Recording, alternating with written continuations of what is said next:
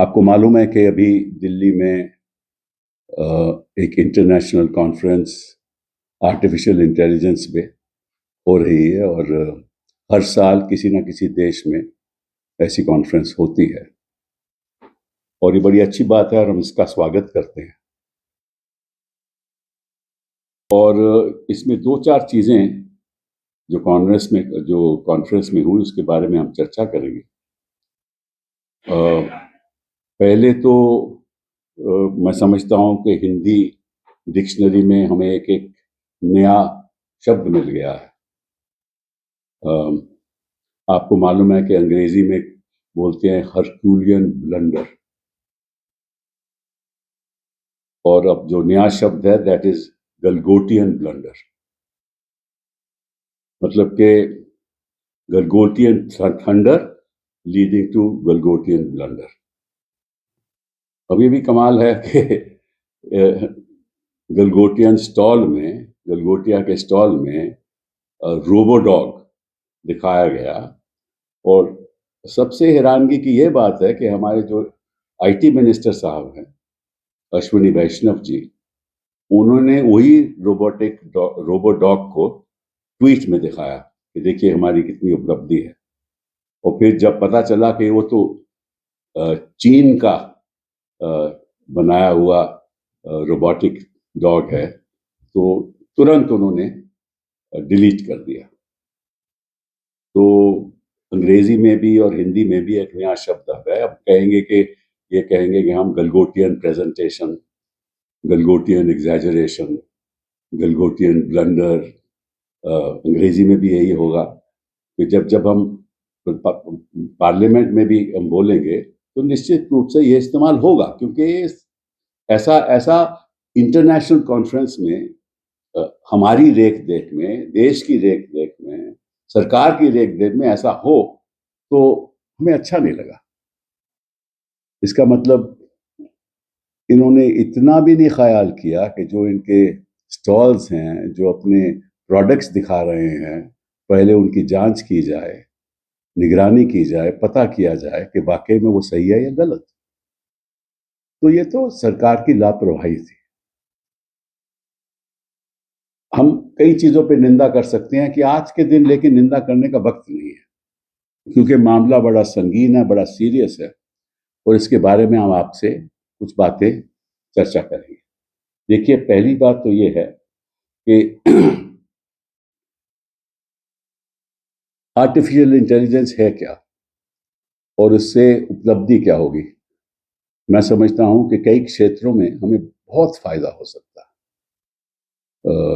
कृषि के क्षेत्र में आज के दिन भी आर्टिफिशियल इंटेलिजेंस का इस्तेमाल हो रहा है, लेकिन आगे वाले दिनों में किसानों को ऐसी ऐसी जानकारी मिल सकती है जिससे अपना वो बचाव कर सकते हैं। पेस्टिसाइड्स के बारे में जानकारी मिल सकती है, मौसम कैसा होगा, कब बुआई होनी चाहिए, कब कटाई होनी चाहिए, कैसे होनी चाहिए। ये बहुत भारी उपलब्धि होगी और हमारा जो एग्रीकल्चरल प्रोडक्शन है उसकी बहुत बहुत ज़्यादा आउटपुट हो सकती है। हम एक विश्व में हम एक एक्सपोर्टर बन सकते हैं। आज भी हैं, लेकिन राइस के तो है ही, बट बाकी भी हम एक्सपोर्ट कर सकते हैं। एक तो ये। दूसरा, इससे भी ज़्यादा फायदा हो सकता है, वो है एजुकेशन के क्षेत्र में, शिक्षा के क्षेत्र में।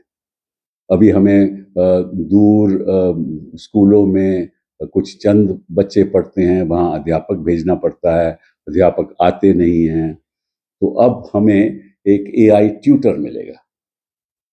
वो कहीं से भी ट्यूटर हो सकता है, विश्व में कहीं से भी ट्यूटर मिल सकता है और उसको डायरेक्टली बच्चों को पढ़ा सकता है और अध्यापक की भी जरूरत नहीं। वैसे अध्यापक होना चाहिए क्योंकि बच्चों को डायरेक्शन मिल सकती है, लेकिन बच्चे पढ़ाई कर सकते हैं और वो तभी होगा जब हर स्कूल में वाईफाई सही तरीके से चले। वो तभी होगा कि स्कूल में जो भी सुविधाएं होनी चाहिए एआई की के द्वारा पढ़ने की, वो उपलब्ध होनी चाहिए। तो इसमें बहुत एक भारी बदलाव आ सकता है। और जो तीसरा क्षेत्र है जिसमें बड़ा भारी बदलाव आ सकता है, एक तो एग्रीकल्चर हो गया, दूसरा दूसरा एजुकेशन हो गया, और तीसरा हेल्थ, स्वास्थ्य के संदर्भ में बहुत ही भारी बदलाव आ सकता है। आपके सारे डायग्नोस्टिक्स जो हैं, एक ब्लड टेस्ट के द्वारा आपको एआई बता सकता है कि क्या आपकी प्रॉब्लम्स है, कैसे होना चाहिए, इसकी ट्रीटमेंट क्या होनी चाहिए, किस अस्पताल में ट्रीटमेंट होनी चाहिए, कैसे ट्रीटमेंट होनी चाहिए। तो ये एक बड़ी भारी अपॉर्चुनिटी है देश के सामने। अब उस अपॉर्चुनिटी का इस्तेमाल करना, ये भी अपने आप में एक खुद मैं समझता हूं कि अगर सरकार इस पर तवज्जो दे, और मैं समझता हूं कि तवज्जो देगी, तो निश्चित रूप से इन 3 सेक्टर्स में तो बहुत भारी बदलाव आ सकता है। ये तो एक बात हुई। अब इसमें प्रॉब्लम्स भी थोड़ी बात ये हैं, क्योंकि ये जो टेक्नोलॉजी है इसको हम बोलते हैं एप्लीकेशन टेक्नोलॉजी। जैसे आज के दिन हमारा आईटी सेक्टर है, बीपीओ सेक्टर है, ये एप्लीकेशन टेक्नोलॉजी, मतलब कि इसमें कोई आईपी क्रिएट नहीं होता, इंटेलेक्चुअल प्रॉपर्टी क्रिएट नहीं होती इसका। एक कॉल सेंटर में इंटेलेक्चुअल प्रॉपर्टी क्रिएट नहीं होती, वो सर्विस सेंटर होता है। तो ये एप्लीकेशन टेक्नोलॉजीज की बात हो रही है। लेकिन क्रिएशन ऑफ वेल्थ, मतलब के देश की संपत्ति को बढ़ाना थ्रू आईपी, एक अपने आप में मैं समझता हूं कि अपॉर्चुनिटी है, लेकिन हमारे पास कोई साधन नहीं है। क्यों नहीं है, मैं अभी आपको इस बात के बारे में चर्चा करूंगा। पहली बात तो मैं आपको बताऊं कि आईटी में हमें दुनिया में, विश्व में वो कंपनीज हैं जो जीपीयू लगाती हैं। जीपीयू का मतलब क्या हुआ? Graphic processing unit. Graphic processing unit का मतलब है कि एक ऐसा प्लेटफॉर्म है जो कई चीजों को इकट्ठा करके आपको दिखा सकता है कि होने क्या वाला है। इसमें पैसा बहुत लगता है। जो बड़ी बड़ी कंपनीज हैं वो मतलब कि कई जीपी यूनिट क्लस्टर्स क्रिएट कर रही हैं, उसमें पैसा बहुत लगता है।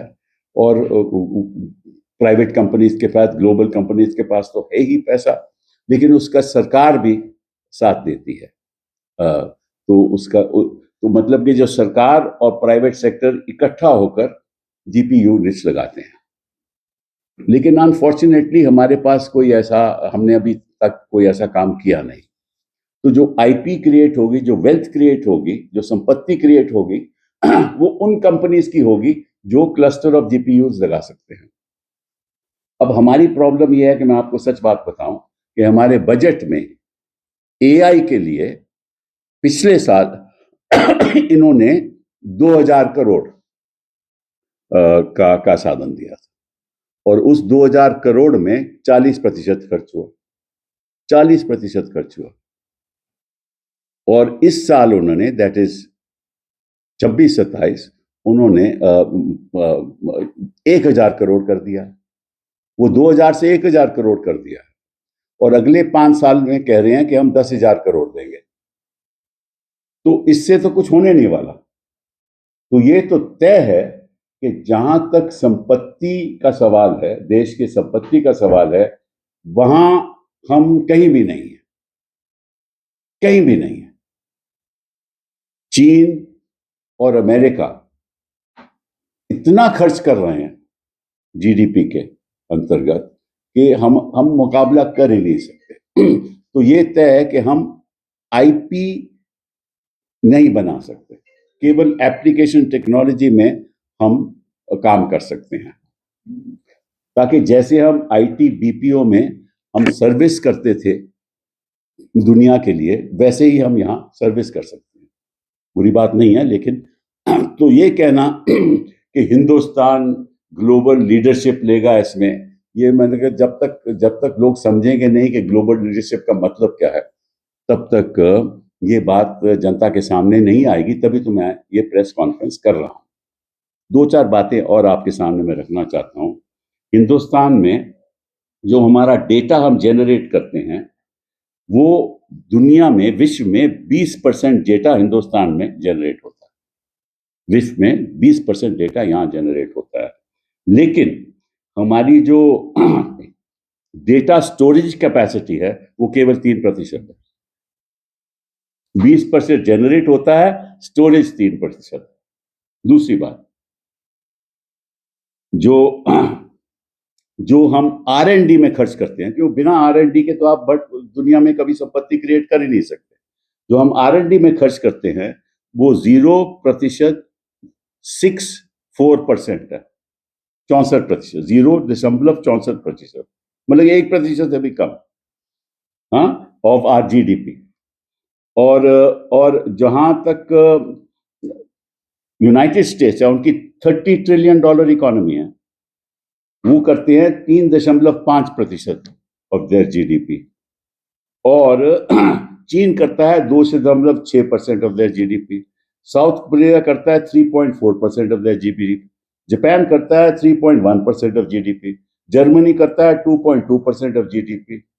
तो अगर, और हम करते हैं 0.64%, तो मुकाबला तो है ही नहीं ना, जब तक हम R&D नहीं करेंगे। और ये बात मैं पिछले 10-12 साल से कह रहा हूं कि हिंदुस्तान का इन्वेस्टमेंट, निवेश R&D में लगभग कुछ भी नहीं है।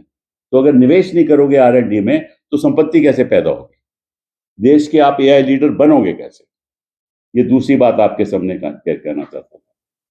फिर जहां तक हिंदुस्तान का सवाल है, India contributes less than 2% of global computing infrastructure.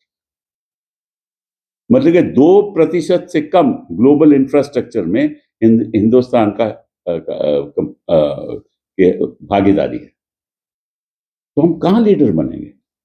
तीसरी बात, हमारा जो शिक्षा के क्षेत्र में, मैं हमेशा ये कहता हूं कि भारत विकसित तब होगा जब भारत शिक्षित होगा। विकसित कैसे होगा जब शिक्षित नहीं होगा? तो शिक्षा के संदर्भ में हमारा जो कभी 6% ऑफ GDP आया हुआ है, तो आज भी स्कूलों के बच्चों की जो अंडरस्टैंडिंग है, वो उस पे हमें दुख लगता है। कहीं अध्यापक नहीं है, कहीं पढ़ाई ठीक नहीं है। और अमेरिका क्यों सबसे आगे है, चीन क्यों सबसे आगे है? क्योंकि वहां जो पढ़ाई की क्वालिटी है वो उच्च स्तर की है। यहाँ जो अमीर लोग हैं, जो ऐसे लोग हैं जिनके पास संपत्ति है, उनके बच्चे तो ठीक ठाक रहते हैं। और वही लोग जो थोड़ा बहुत जीडीपी में हिस्सादारी लेते हैं, वो वही लोग हैं। लेकिन जो 80 करोड़ हमारे लोग हैं, जिनके बच्चे गरीब हैं, जिनके पास कोई साधन नहीं है, उनकी बच्चों की पढ़ाई का क्या होगा? तो आपने उस पर तवज्जो नहीं दी, आपने R&D पे तवज्जो नहीं दी, आपने शिक्षा में तवज्जो नहीं दी। और उसका रिजल्ट ये है कि हमारे बच्चे भी शिक्षित नहीं हैं, फिर हम विकसित भारत की बात करते रहते हैं। तीसरी बात जो मैं आपके साथ बताना चाहता हूं कि हिंदुस्तान में सारे ग्लोबल लीडर आए। मैं ग्लोबल लीडर मैं कह रहा हूं जो कंपनीज के ग्लोबल लीडर।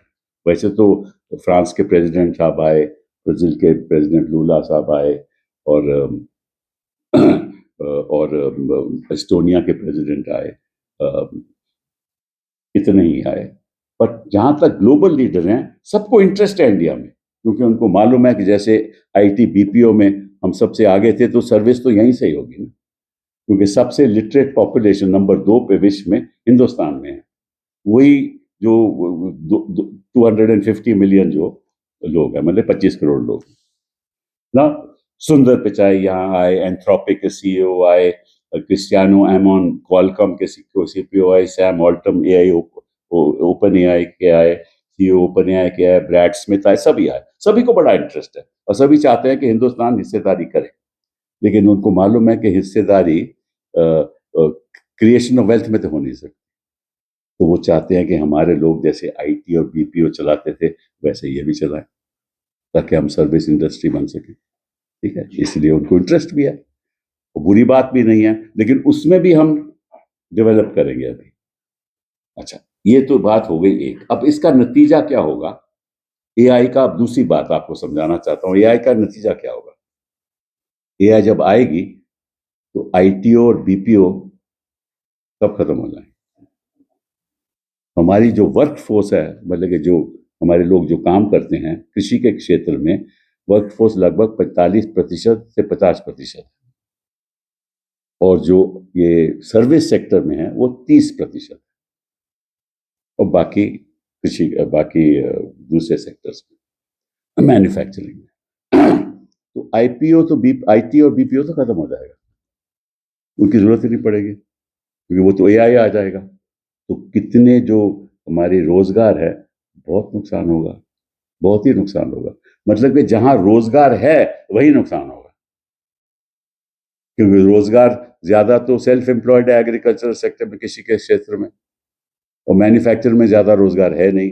ज्यादा रोजगार तो सर्विस सेक्टर में है, ठीक है ना। 30% तो वही है, वही खत्म हो जाने वाली है। वो मोस्टली आईटी एंड बीपीओ है, वही खत्म हो जाएगी। और जो स्किल्स हैं हमारी, बच्चों की स्किल्स हैं, जिसके द्वारा हम थोड़ा बहुत जो करते भी हैं, वो स्किल्स जब तक आप उनको अपस्किल नहीं करोगे, अपस्किल नहीं करोगे, मतलब कि और शिक्षा के द्वारा एआई के संदर्भ में अपस्किल नहीं करोगे, और अपस्किल नहीं करोगे तो वो भी खत्म हो जाएगी। तो उसके लिए आपको इन्वेस्टमेंट चाहिए, उसके लिए स्किल डेवलपमेंट चाहिए। वो भी आप लोगों ने, इस सरकार ने उसका ज्यादा ध्यान नहीं दिया। तो ये एक बहुत ही सीरियस बात है।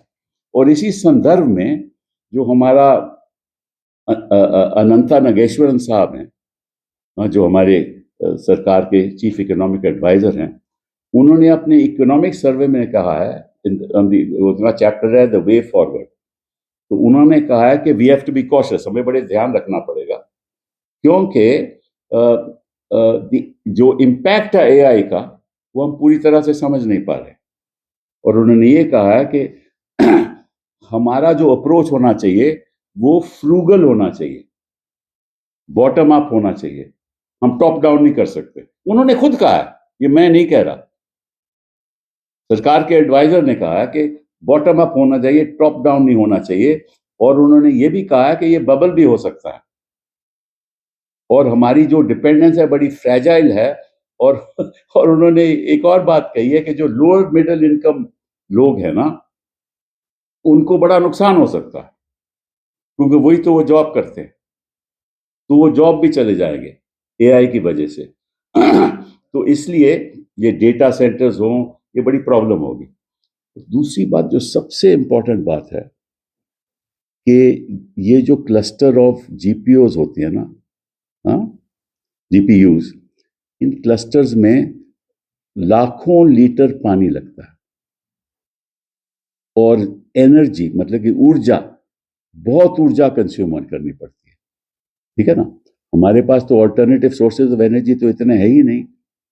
तो अगर हम ऐसे क्लस्टर लगाएंगे जिसको बड़ा टाइम लगेगा, और हमने सोचा कि 38,000 क्लस्टर्स हम लगाए अगले कुछ सालों में, वो तो बहुत कम है। लेकिन अगर लगाएंगे तो ऊर्जा कहाँ से लाओगे? ऊर्जा तो कोल से ही आएगा ना। तो अगर कोयले से आएगा ऊर्जा, तो पोल्यूशन और बढ़ेगा। तो ये चीजें बड़ी सीरियस चीजें हैं। मैं ज्यादा देर नहीं लगाना चाहता, लेकिन इतना जरूर कहूंगा कि ये बातें हैं जिस पे हमें चर्चा करनी चाहिए। ये बातें हैं जिससे सरकार को, जनता को बताना चाहिए कि हमारे सामने चुनौतियां क्या हैं, और चुनौतियों का सामना करने के लिए हमें क्या क्या करना चाहिए। ये कोई बताता नहीं है, और ये बस भाषण देते रहते हैं कि भैया हम देखिए, हम तो विश्व में लीडरशिप रोल ले रहे हैं, हम ये कर रहे हैं, वो कर रहे हैं, इससे कुछ नहीं होने वाला। इसीलिए मैंने कई बार बोला है, इनको सरकार चलाने नहीं आती, चुनाव जीतने आते हैं। बहुत बहुत धन्यवाद सर। एक क्वेश्चन है, जो जिस तरह से आज कह रहे थे कि जब कांग्रेस कल जिस तरह एआई समिट में प्रोटेस्ट कर रही थी टी शर्ट उतार करके, ये एंटी, ये कोई एआई का टॉपिक है? ये तो पॉलिटिकल टॉपिक है ना। मैं बात एआई की कर रहा हूँ। एआई का समिट हुआ, अच्छी बात है देश में, लेकिन इस पे चर्चाएं नहीं हो रही है। इसके अंदर अब राजनीति हो रही है। किसकी चर्चा? एआई के ऊपर आउटकम। यही तो मैं कह रहा हूँ जी। हाँ। यूथ कांग्रेस की फिर वही बात भैया, इससे कोई एआई से कोई ताल्लुक नहीं है। मैं तो आज प्रेस कॉन्फ्रेंस एआई में हमारी उपलब्धि कहाँ हो सकती है, चुनौतियां क्या हो सकती हैं, उनको सामना कैसे करना पड़ेगा, सरकार को क्या करना चाहिए, वो तो सरकार बता ही नहीं ना। प्रेस कॉन्फ्रेंस में बताया किसी ने? इनकी प्रेस कॉन्फ्रेंस हुई ना बीजेपी ने, उन्होंने बताया। उनकी जिम्मेदारी है, क्यों है कि मुझे बताना पड़ रहा। मैं तो एक single member of parliament, independent member of parliament हूं ना, मुझे बताना पड़ रहा है देश को कि हमारे सामने चुनौतियां क्या हैं। और बीजेपी प्रेस कॉन्फ्रेंस करती है और बीजेपी केवल राजनीतिक बात करती है। हमें कोई लेना देना, मुझे कोई लेना देना नहीं है ना, इस पे मैं जवाब दूंगा। पूछो, कोई सवाल पूछो एआई पे, तो मैं पूरा जवाब देने को तैयार हूं। मतलब कि बहुत भारी संकट में आ सकते हैं हम, और बहुत भारी अपॉर्चुनिटी भी हमारे पास है, दोनों चीजें हैं। और अगर आप चुनाव पे ही अपनी सारी जो कंसंट्रेशन है, कैसे चुनाव जीतना है, कैसे इलेक्शन कमीशन को अपने साथ करना है, अगर उसमें ही सारी एनर्जी लगा लोगे तो एआई की एनर्जी नहीं आप ले सकते। ये बात है। कांग्रेस ने थोड़ा क्रिटिसाइज किया, पूरे देश भर में प्रदर्शन हो रहे हैं, राहुल गांधी और कांग्रेस पार्टी को एंटी नेशनल बोला जा रहा है। मैंने आपसे क्या बोला अभी कि मैं प्रेस कॉन्फ्रेंस एआई पे कर रहा हूं ना। मैंने तो सर इसकी चर्चाएं सरकार चर्चा एआई की चर्चा नहीं हो रही। सरकार 1 सेकंड, एआई की चर्चा नहीं हो रही इसमें इसी एआई इंटरनेशनल कॉन्फ्रेंस में 4 दिन चल रही है ना, तो 4 दिन तो कोई प्रोटेस्ट नहीं हो रहा था, तो एआई की चर्चा हो रही है ना, उसके बारे में सवाल क्यों नहीं पूछते आप? मैं आपसे पूछना चाहता हूं, अभी वहां इंडियन एक्सप्रेस अड्डा में ओपन एआई ने सैम ऑल्टनर में बड़ा भाषण दिया, बहुत बड़ा अच्छा भाषण है। आपने एक सवाल नहीं पूछा मुझसे, तो आपको कोई इंटरेस्ट नहीं है एआई का? आप तो पत्रकार हो ना। हाँ, तो सब्जेक्ट मैटर तो एआई है, सब्जेक्ट मैटर को प्रोटेस्ट नहीं है, ना मेरी प्रेस कॉन्फ्रेंस का सब्जेक्ट मैटर। ठीक है, बहुत बहुत धन्यवाद। और सर, अमेरिकन जो अपेक्स कोर्ट है, ट्रंप के टैरिफ पे स्ट्राइक किया है, उसको कैसे देखते हैं? फिर वही बात, अरे भैया, ट्रंप ने डील करना है, नहीं डील करना, हिंदुस्तान कैसे डील करेगा, कैसे नहीं डील करेगा, ठीक है ना, तो ये राजनीतिक बातें हैं। मैं बात कर रहा हूं आपकी आर्टिफिशियल इंटेलिजेंस की, देश को ये अवगत कराने की कि इसमें हमारे सामने अपॉर्चुनिटीज क्या हैं और चुनौतियां क्या हैं, और उस पर देखो, देश को आगे बढ़ना है, ठीक है ना, देश को आगे बढ़ना है ना। आपके बच्चों को अच्छी शिक्षा मिले जी, हाँ, अच्छे स्किल्स मिले, ये जिम्मेदारी है ना, देश की जिम्मेदारी है ना। उसके बारे में चर्चा करो यार, देश की बात करो। ये उसने नहीं किया, ट्रंप ने ऐसे किया, ट्रंप ने पहले कह दिया, इन्होंने मान लिया, ट्रंप ने अनाउंस कर दिया, ये तो राजनीतिक बातें हैं। अब इसका क्या होगा, कैसे नहीं होगा, फिर उस पर हम किसी और दिन पॉलिटिक्स पे आपसे बात करेंगे, ऐसी कोई प्रॉब्लम नहीं। बहुत बहुत धन्यवाद।